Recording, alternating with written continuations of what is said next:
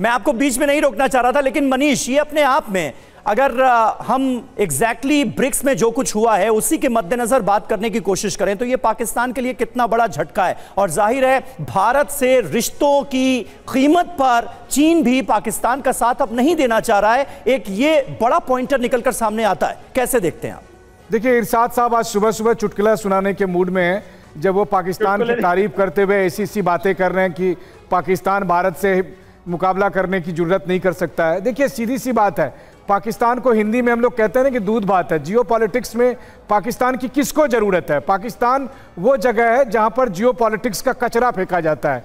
वही काम यूएस ने किया, वही काम चीन कर रहा है, वही काम सऊदी अरब ने किया जब मुस्लिम कंट्री की उनको पॉलिटिक्स करनी होती है, वही काम ईरान करता है। यही हकीकत है। वरना पाकिस्तान ने कब किस प्लेटफॉर्म पर वैश्विक मंच में किसी प्रोग्राम को इनिशिएट किया? और आप कहते हैं दहशतगर्द कौन है? अरे अगर आपके पास समय है तो अभी आप निकाल लीजिए और संयुक्त राष्ट्र की जो दहशतगर्दी की लिस्ट है उसमें देख लीजिए, 2 दर्जन से अधिक पाकिस्तानी नागरिक के नाम उसमें शामिल हैं। तो आपको मैं ये कहता ही नहीं हूं कि मोहम्मद जिन्ना दहशतगर्द हैं, लेकिन पाकिस्तान के कौन कौन लोग दहशतगर्द हैं ये तो आप यूएन की सैंक्शन लिस्ट में निकाल लीजिए, टेररिस्ट लिस्ट में निकाल लीजिए, उसमें सबके नाम दर्ज है। ओसामा बिन लादेन से लेकर हर कोई जो कि पाकिस्तान की सरजमी से काम करता है। और एक आखिरी बात मैं जोड़ दूं आपको, देखिए ये बात सही है कि एससीओ एक ऐसा प्लेटफॉर्म है जहां पर भारत और पाकिस्तान दोनों उस जगह पर मंच पे थे, हम सार्क में भी साथ में थे।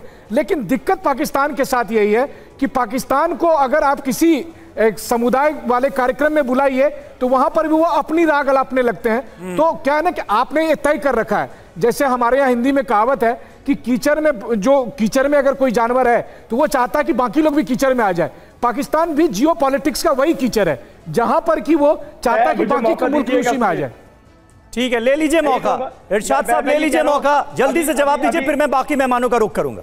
अभी आपके मेहमान कह रहे थे कीचड़ में कोई है, तो कीचड़ में से आप निकलेंगे तो सारे पाक हो जाएंगे, पूरा खित्ता पाक हो जाएगा। कीचड़ में आप लोग हैं, आपका ज़हनी तवाज़ुन ठीक नहीं है, आप गलत बोलते हैं हमेशा, और दहशतगर्दी के अलावा कोई लफ्ज आता नहीं है आपको। देखें, मैं तो बार बार कह रहा हूं कि अच्छा अच्छा बोलें, अच्छा बोलेंगे तो अच्छा होगा, जब बुरा बोलेंगे तो बुरा ही होगा, तो जब अच्छा बोलेंगे तो राम भली करेगा। वही कहते हैं, चढ़ जा बेटा सूली राम भली करेगा। तो ये लोग आप लोग हैं, मैं ये चाहता ये हूं, हम चाहते ही हैं, पाकिस्तान ये चाहता है। देखिए, जयशंकर जी जब यहां से होकर के गए पाकिस्तान से, हम ये सोच रहे थे कि बहुत अच्छा होने वाला है। मोदी जी ने बातें सुनी होंगी जयशंकर जी की, कॉन्फ्रेंस के बारे में भी मालूमात है आप लोगों को, तमाम कुछ है, आपका मीडिया भी आया, इंटरनेशनल मीडिया मौजूद था यहाँ।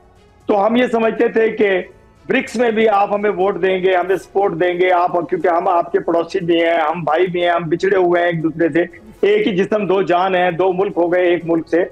तो लेकिन क्योंकि जब तक आपकी जहन ठीक नहीं होगा, मैं कहता हूँ सोच बदलिए, सोच बदलेंगे तो खित्ता बदलेगा। मैं हमेशा आपके चैनल पे ये कहता हूँ, खुदारा सोच बदलिए, बस इससे ज्यादा मुझे लगता ये है कि मैं बोलता रहूंगा, मैं तकरीर करता रहूंगा, लेकिन ये बात आपने अच्छी कही, मोहब्बत की बात आप कर रहे हैं, एक जिस्म 2 जान होने का दावा आप कर रहे हैं, ये बात अच्छी है, लेकिन आपने खुद ही बाद में जवाब दे दिया कि सोच बदलने की जरूरत है। बस यही तो मसला है, दहशतगर्दी के साथ खड़े रहने वाली सोच को बदल दीजिए, फिर तो सब ठीक ही है। रवि, बिल्कुल, आप काम बदलिए, दुनिया की सोच अपने आप आपके प्रति बदल जाएगी।